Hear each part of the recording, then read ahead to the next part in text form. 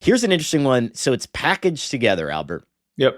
We have Michael Penix, we have Drake Maye, and we have Bo Nix. And what I think is really interesting about this is that Penix and Drake Maye, or Penix and Bo Nix, sorry, both have an over-under of 22 and a half passing touchdowns. Drake Maye has one less, 21 and a half. Do you see any interesting opportunities? All right, so Penix and Bo Nix are both at 22 and a half passing touchdowns. do you think that's because of what's around them versus what's around May?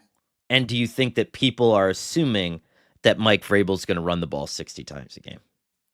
Which I don't think Vrabel will. I think Vrabel and Josh McDaniels are going to tailor their offense to whatever they have. And Right. I mean, I know this. I think Vrabel himself would tell you that the reason they played the way they did in Tennessee is because they had Derrick Henry, which is a pretty good reason to do what they did. And I do think he's going to want a certain physicality and edge to the offense, but that does not mean you have to play the way that they did in Tennessee.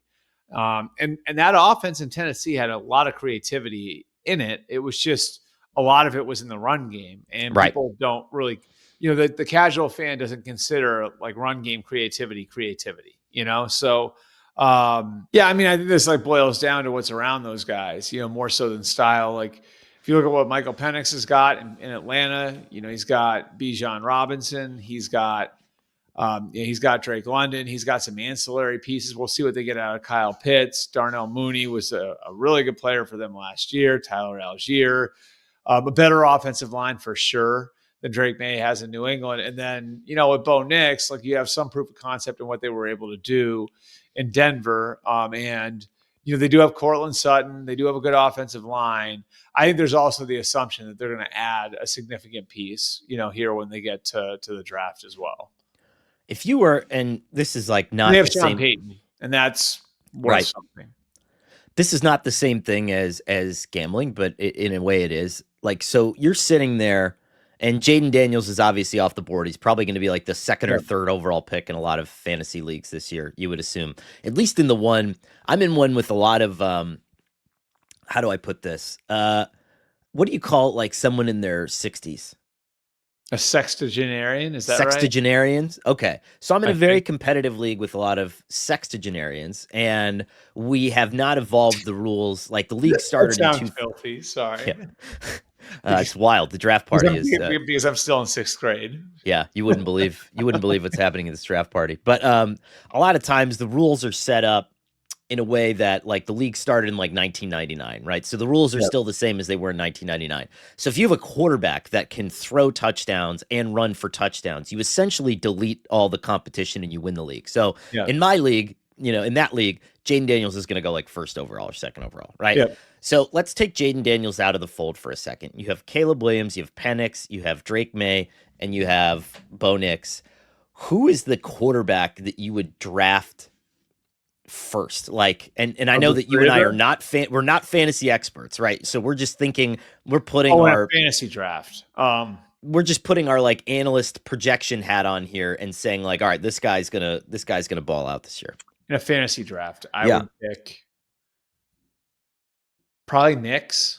Yeah. I mean, probably Knicks. I think their defense is going to be really good. I think they had not a lot of people were talking about them and what they added to the middle of their defense, but and adding Hufanga at safety and then Greenlaw at linebacker, I think they get a little bit faster, more physical in the middle of the defense. They've got a couple of really good, promising young edge guys in Nick Bonito and Jonathan Cooper. They've, I think, got one of the 5 best players in football, regardless of position, and Pat Surtain. So I think their defense can be dynamite. And that means their defense is creating a lot of 3 and outs. That means more and more chances to build stats offensively and chances for Bo Nix to pile up 300-yard games and throw for 3 touchdowns. And, whether it's, more possessions, shorter fields, all of that, that's what a good defense does for you.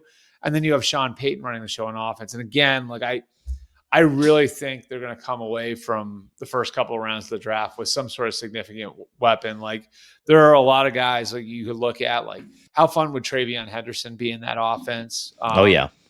How would Arroyo for Miami look as a second round tight end? You know, how Mm-hmm. would Luther Burden? He got some stuff to work through with him, but like he's sort of an interesting gadget guy too.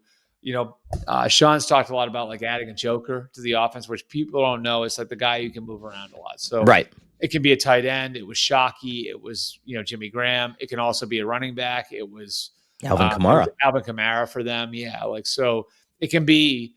It just has to be somebody who's versatile enough to move around. And I don't know. I think it's.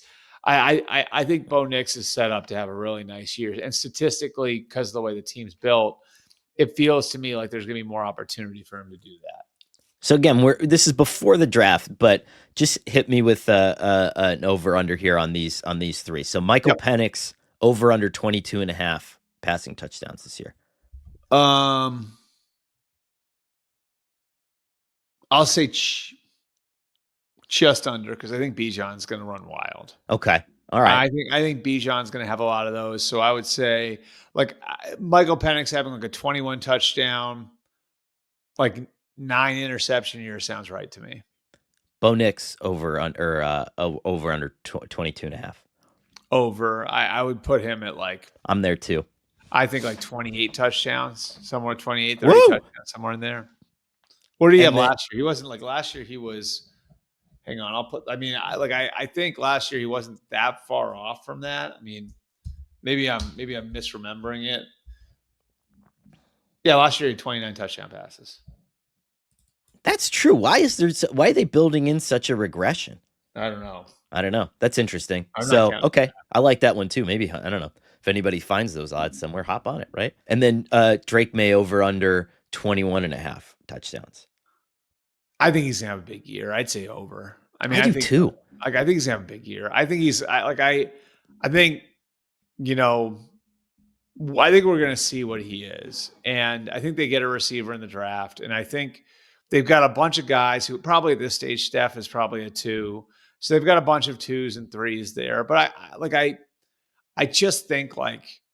I think Josh McDaniels is going to find a way to like squeeze the most out of him. And so he feels to me like, I don't know, 24 touchdowns, 12 picks, something like that, you know? And I think we're going to look at him coming out of the year as like, does this guy have a chance to ascend into a higher level at the position?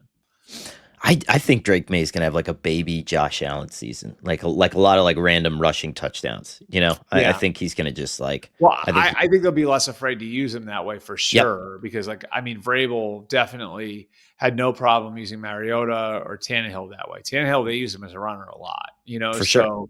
I would imagine like the kid gloves are going to be off when it comes to that.